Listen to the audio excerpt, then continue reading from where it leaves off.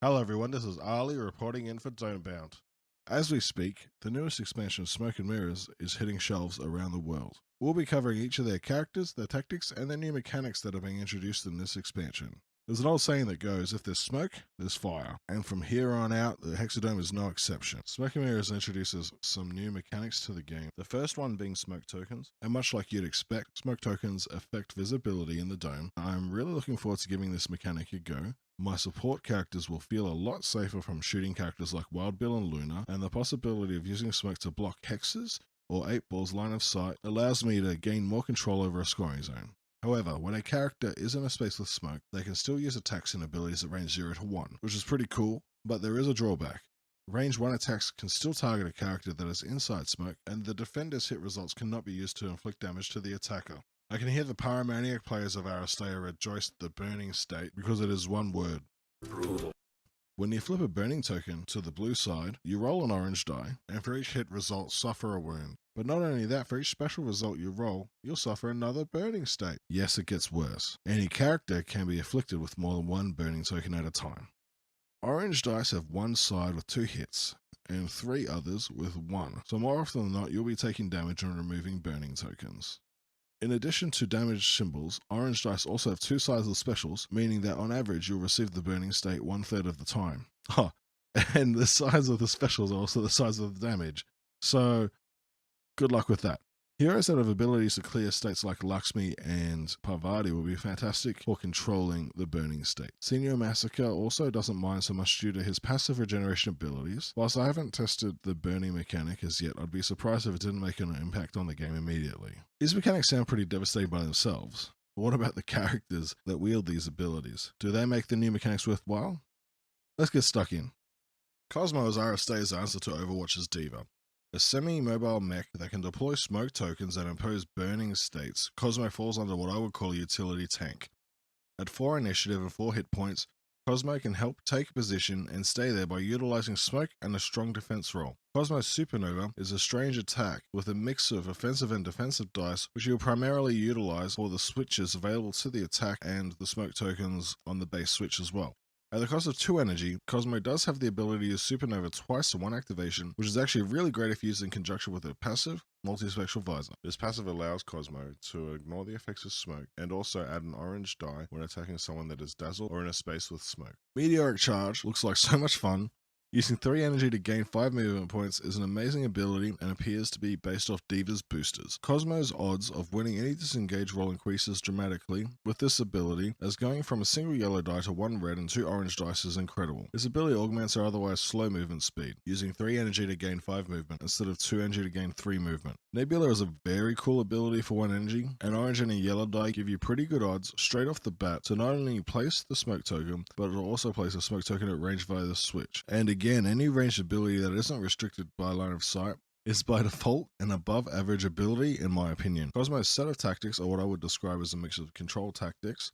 Asteroid Belt is actually just so insane due to the fact that there is no range restriction to this tactic. I cannot emphasize that enough. This tactic can be used in so many ways. The main point is that you can get Cosmo back into the action much more quicker than compared to Max, the other 3 movement speed tank. You can also do some pretty cheeky things with this ability, like moving the character that was originally defending into a scoring zone and utilizing Cosmo's strong defensive roll to throw out more smoke tokens.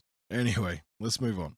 Infinite Destiny is a very cool tactic that immediately synergizes with Cosmo, but also other characters with smoke or dazzle abilities like Garda. Immobilizing a character is a very strong mechanic when used correctly. A good example of this is locking down your opponent's high movement speed character like Mishashi or Garda. Gravitational Slingshot is another really strong tactic that's incredibly versatile. Looking at this card, you can see that there are no line of sight restrictions. You can move an ally, an enemy, and even an obstacle. You can also move enemies off scoring zones or into the waiting arms of an offensively inclined hero like Wild Bill. The list of shenanigans goes on and on.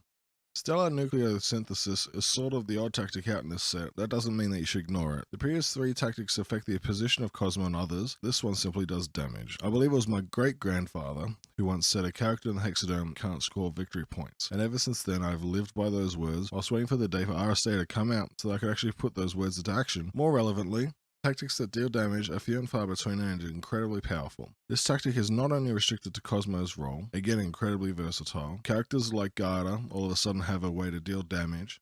It seems to be like Garda and Cosmo have a strong pairing in the Hexadome. We're going to need a language warning now, because we're going to talk about Taowu. This asshole exists in the game. I hope you're happy with yourself, Corvus Belly. I mean, I'm so keen to try Taowu out, it's not funny, but I'm not really looking forward to what my opponent does. So fuck Taowu. Taowu falls under the support category. With 5 initiative, 2 health and 3 movement, he is by far the slowest support character that we have in this game right now, but don't let that fool you. By now you've already had a glance at his card and at the tactics. You've probably noticed that his defense, brawn, and agility rolls all consist of 2 specials each. Now, let's take a look at his switch. Yep. Yeah, tactics, discards. Interesting.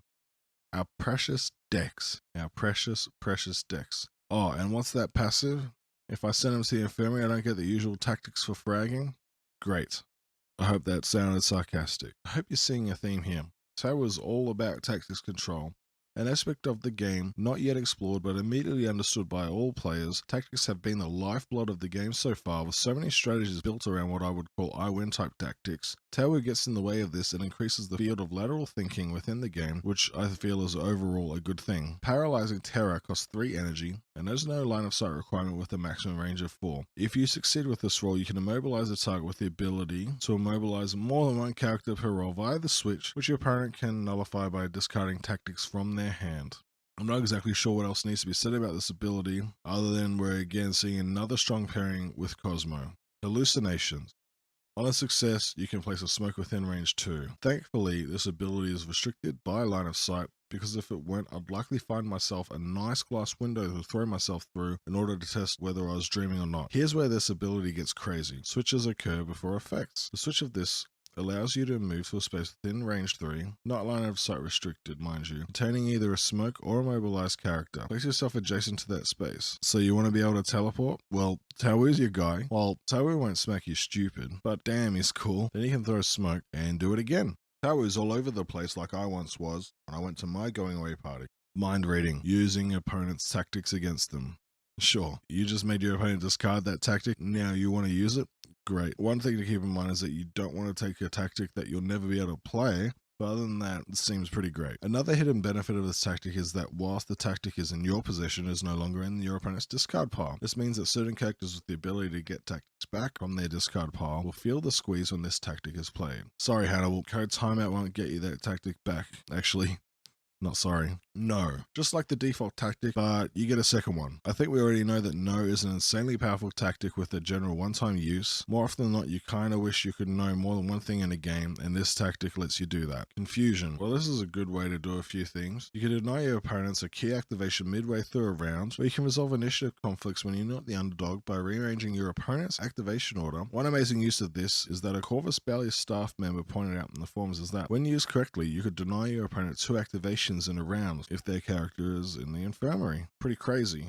Ignorance. Wow. What a tactic. Another kind of tactic that requires some very good squad building in order to fully utilize it, but it is so good. Speaking of good, there's a very good reason why Lakshmi is the victim on this tactic. In the first round when Lakshmi uses debuffer to drop a focus on her entire team, yep, lose folk tactics first round. As the game grows, we're probably going to see more and more states, so ignorance is the kind of card that will always be relevant in the game. Moving on to Aristeia, you'll see that Aristeia is another hero to explore new mechanical avenues in the dome. This guy comes in with 5 HP, 5 movement, and a base 3 initiative that increases by 1 for every damage token on him via his passive skill Fury. This means he can be up to 7 initiative. Normally I'd place a 5 HP character in the tank category, but with a poor defense roll of only a blue and a black die, I don't think you're going to want to keep this guy in the fight for very long. For that reason, he falls under a damage dealing type role, and if I were to pick a subclass for him, I'd call him an assassin. Bite is a fantastic attack with a base energy cost of 3 to give you a red and 2 orange dice to begin with. Notice the asterisk next to the energy cost. Well, let's take a look at that subtext for the attack. And wow, this attack is strong. You won't be able to combine it with Garda's or Musashi's extra action point tactic, as you can't go above 5 energy, but this is still a very potent attack. Moving on, Claw Swipe is another attack, but at the cost of 2 energy for 1 red and 1 orange die. It gives Aristeia some control by adding the ability to displace targets via this attack. I wouldn't be hoping for it without some added dice, but it does make it handy for late round activations. to push characters out of scoring zones. Super Jump. I had to read this ability a few times because I kept thinking that you had to be adjacent to an enemy when you declare this action, and I thought it'd be great because of his horrible agility. But when you read it again, that is not the case. Having said that, it's still an amazing ability that allows him to pass through spaces and avoid unwanted engagements, and obviously he's going to want that with his horrible defense roll. Onto his tactics. Berserker Charge, I think, is actually so cool. It's a huge boost to his damage output at the expense of hit points. If Mertaia makes it to the next round, it'll be a good way to boost his initiative, which increases his chances to get another swing at another character in the follow-up round. Alternatively, take a healing character like Pavati to heal Mertaia's health back to normal. This tactic draws a similar line to Wild Bill's Ace of Spades. Instead of discarding cards, you're discarding health. Unbridled Fury. Another self-harm tactic. This one allows you to displace yourself up to 3 times, which I feel is incredibly strong considering his horrible agility roll, and also allows you to move without using his energy pool. You can take some damage to displace yourself adjacent to an enemy, then use a 5 energy bite to get an incredibly strong attack off. Not quite as strong as using a simple move if the path is clear, but certainly adding some versatility to Mertaia. It really plays into his assassin role by giving him options to chase after the target that he intends to take out. Track is, I want to say it's cool, but I keep saying that word, but I guess it's fitting. Mertaia can smell his victim's blood. Your opponent will truly know fear and hope that you never have this tactic in your hand. Not only does it give you the opportunity to take out a character, but you can move 5 spaces to a target that has a damage token. The interesting thing about that is that you could move to a wounded friendly target, attack someone adjacent to that target as well. If you can utilize this tactic to its maximum potential, it actually does become insanely powerful, but at a minimum, it's still incredibly strong. Quenched is a Senor Massacre-like tactic that gives Mertaia the opportunity to recover all damage taken after sending an enemy to the infirmary. This gives Mertaia the opportunity to stay in the dome longer, which could be the difference between victory and loss, and thus, if timed right, is absolutely game-changing. Padre Inquisitor Mendoza, also known as simply Mendoza! Also known as the guy with the shotgun that likes to burn things, is the final character in this expansion, and boy is he cool. I should probably say hot. A pretty standard stat line for what I would classify as a utility support with 3 HP, 4 initiative, 4 movement. His initiative is currently the lowest initiative of all the utility supports. When you look at his passive ability, Sonato Ardea, which heals 1 damage from all allies within range 5, no line of sight restriction mind you, insane. Considering it heals at range 0, it heals him too. This couples with a powerful and easy to get switch that also heals another ally within range 0 to 5 for another damage. Imagine running this guy with Pavati and Senior Massacre. I mean, is that too much healing? Flamma Veritatis is the first ability that allows us to use damage results as a switch. A range 4 attack that rolls a red, blue, and yellow die is very strong at its base, and guess what? If your opponent rolls more blocks than you roll hits, well, I guess they're on fire now. Mendoza finds ways for you to feel pain. He cares not for your red tape defense rolls. You cannot escape the Inquisition. Deuce Vault, 3 yellow dice. That's a lot of healing ally switch results. I mean, the average specials rolled per yellow die is 1. A range 1 ability that by default burns all enemies adjacent to Mendoza with a switch, allowing you to burn more targets at range 1 to 2, again, ignoring line of sight restrictions. For the cost of 2 energy, you can actually throw this out twice per activation. That is so much fire and healing.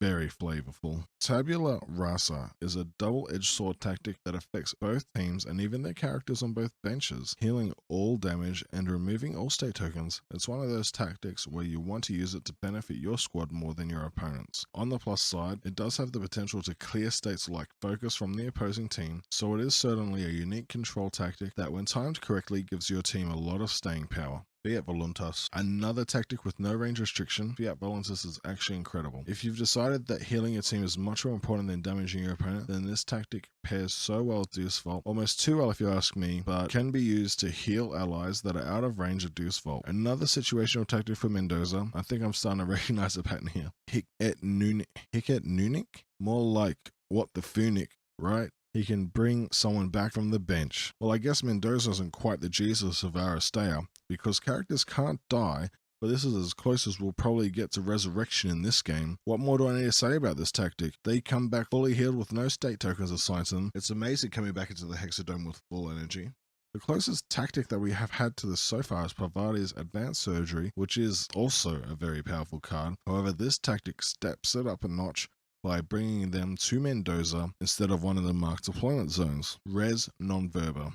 Another card without a range line of sight restriction. So many of those in this release. I think this card loosely translates to, I'm going to burn out your retinas, thus causing you to be blind because of said burned retinas. Anything that is burning during the action steps of Mendoza also suffers the dazzle state. This powerful ability in itself, when combined with Flamma Veritatis, Mendoza has the ability to go toe-to-toe against any other ranged character in the game and win. When combined with Deuce Vault, there is the possibility of dazzling multiple opponents in a single 2-energy action, making an efficient way to control your opposition. The beauty of this card is that you can analyze its impact to the state of the game prior to playing it, which is completely different to Hex's Ragdoll, for example, where you have to play it prior to using your abilities. If you have more than one character that can impose burning states on your opponent, then you don't even have to rely on Mendoza's abilities to be able to effectively play this tactic. In fact, I would go as far to say, if you want to play this card, you probably want another character that can burn things. This brings us to a close of this episode. It was a rather long one, so thank you for making this far. I really do appreciate it.